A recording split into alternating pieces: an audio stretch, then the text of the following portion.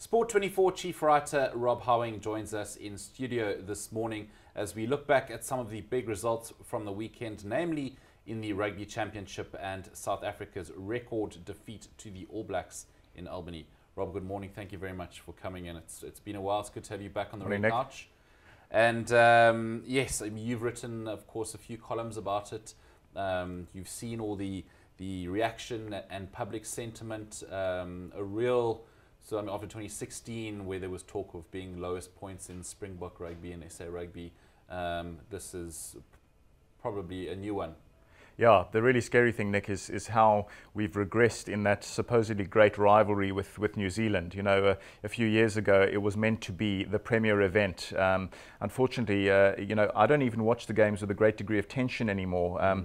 It's become so sort of, you know, it's all about, you know, sort of damage limitation, isn't it? You sort of hope that the Springboks will put up a decent show against the All Blacks. That's what it's got to. It's no longer about the possibility of the Springboks winning, you know, most of the time anyway.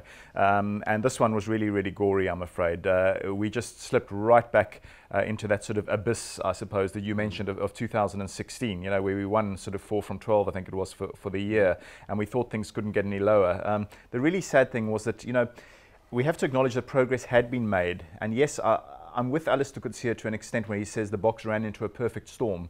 Sometimes it happens, but you know, 57-0 is still that still leaves a lot more questions than answers, and I'm afraid that they sort of the Bok coaching staff really in their post-match sort of wash-up papered over the cracks. I thought I think there needed to be a bit more honesty, a bit more fronting up about where we are in relation to the All Blacks. Never mind the rest of the pack. You know, we want to be judged against the All Blacks because we are a supposedly frontline rugby nation. I mean, look where we are. We've had 3 consecutive absolute wallopings against New Zealand in Alistair's tenure. You know, you can't sugarcoat that. It's a very, very scary statistical outcome over the course of those 3 matches.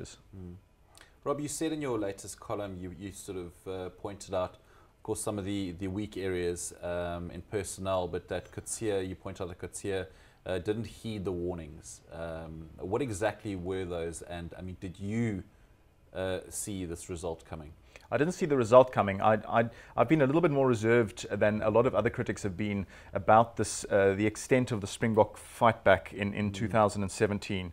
I'm the first to acknowledge that there are positive signs, and thank goodness for that. You know, the Boks do have to take credit for a bit of the sort of steeliness and the new sparkle that they have shown to an extent against France, Argentina, etc.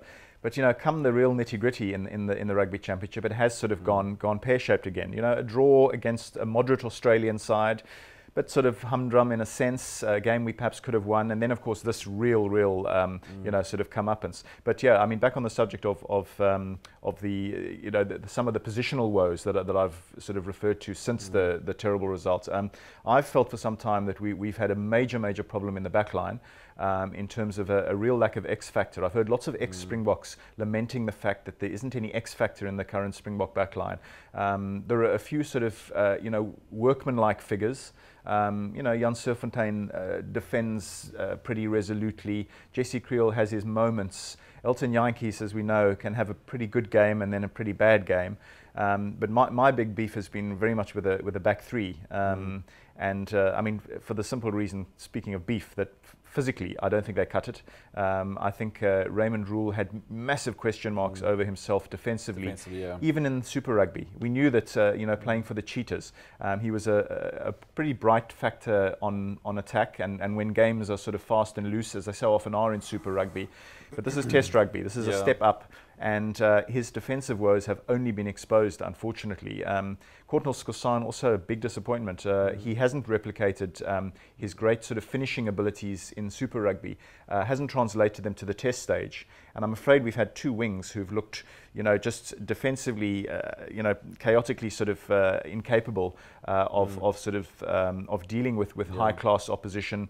We know the All Blacks come with a good tactical kicking game as much as they have sort of some steamrolling factors, you know, as ball carriers, both in their back line significantly and in their pack. And that came home to roost at the weekend. I mean, the Boks were really brutally exposed in those sort of wide sort of back 3 areas. Andries Coetzee, on second viewing of the game, I thought had a slightly better game than I gave him credit for.